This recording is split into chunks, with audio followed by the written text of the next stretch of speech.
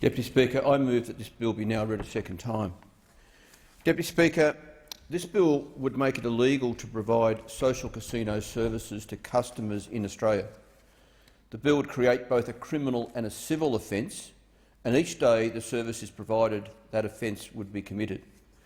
The liability provisions target the person running the illegal sites and operates as a disincentive for the provider rather than penalising the user of the casino game. Deputy Speaker, to help enforce this ban, the bill also gives the Australian Communications and Media Authority, or ACMA, the power to apply for federal court injunctions against carriage service providers to block domain names, URLs and IP addresses of online locations which provide prohibited gambling and casino services to Australians. This would make it more difficult for Australian internet users to find and use websites which offer the illegal gambling. Deputy Speaker, the injunction can also require an online search engine provider to take reasonable steps to remove a search result which refers users to the online location of the prohibited service. So, for example, these injunctions from ACMA could prevent Google from displaying results which lead players to prohibited social casino websites, and this would make the ban more effective. Deputy Speaker, the injunction power would also protect users from unregulated offshore gambling providers and Australian-run casino sites who advertise to Australians directly through social media. While this is in fact currently prohibited by the Interactive Gambling Act, it would now be enforceable. Deputy Speaker, I need to explain these social casinos because I suspect most people have never heard of them and are quite unfamiliar with the problems they cause. Social casinos are games of chance or mixed chance and skill which are played on social media platforms like Facebook, on websites and in downloaded apps.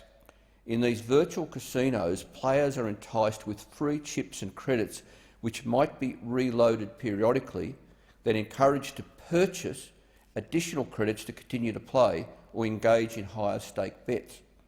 For example, this includes casino games like roulette, blackjack or even poker machine simulators which might start free but which require payment for people to buy chips to continue to gamble with.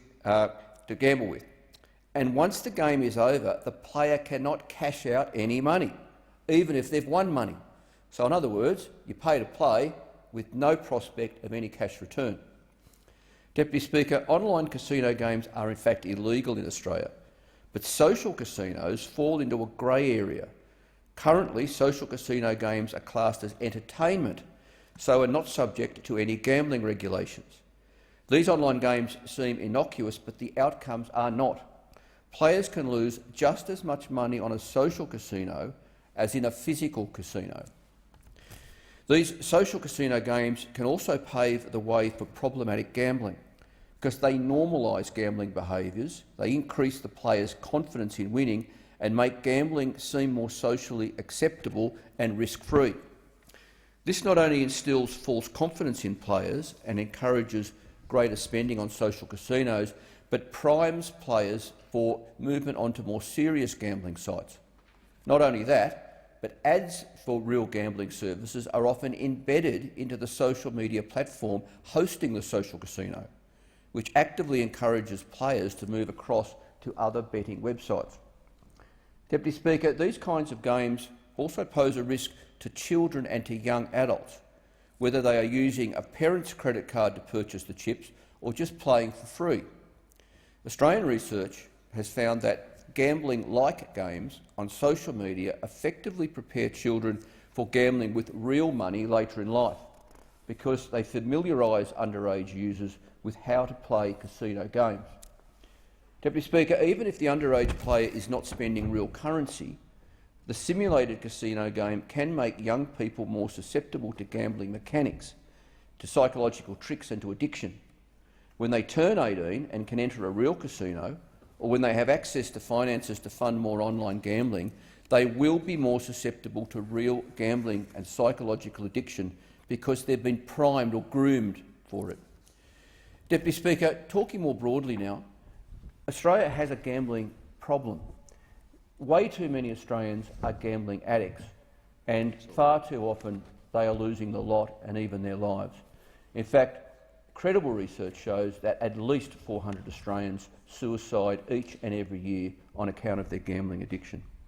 Did you know, Deputy Speaker, that Australians are the world's biggest gambling losers per capita, losing more than $1,200 per year? In May, the Financial Review reported a significant spike in gambling during the COVID-19 pandemic shutdown, with data from some organisations revealing a 114% increase in online gambling transactions during the pandemic.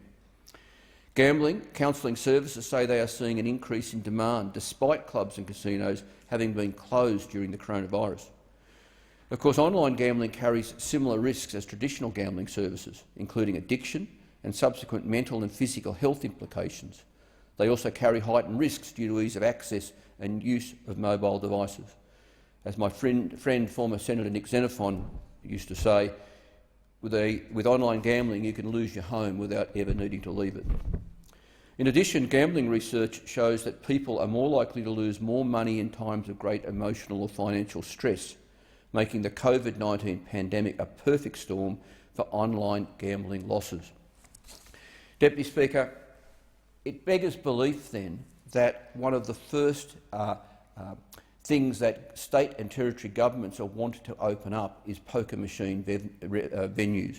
And frankly, it is unconscionable of the New South Wales government in particular to think that poker machine venues are one of the most important things and one of the places to open up to the public in large numbers most urgently. I'd remind members in this place, Deputy Speaker, that just on poker machines, Australians lose almost $1 billion each and every month.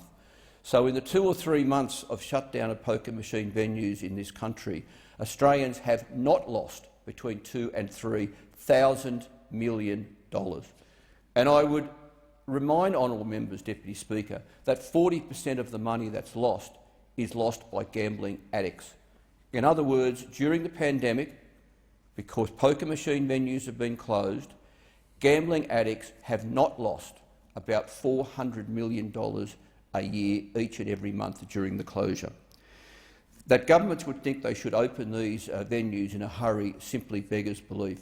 But, Deputy Speaker, it just goes to show again how politicians, political parties and governments are beholden to the gambling industry. An industry which is very generous when it comes to political donations. In fact, the gambling industry has donated millions of dollars to the political parties and to candidates in recent years.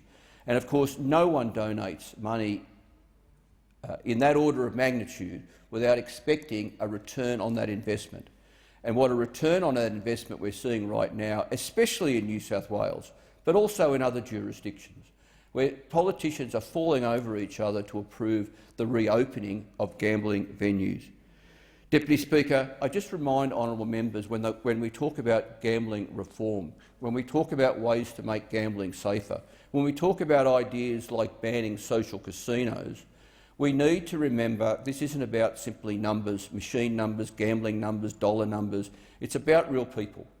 This place has a moral responsibility to protect our fellow citizens. And let's not forget the tens of thousands of gambling addicts in this country, many of whom will suicide, are our mums and our dads and our brothers and our sisters and our sons and our daughters and our work colleagues and the people we pass on the street.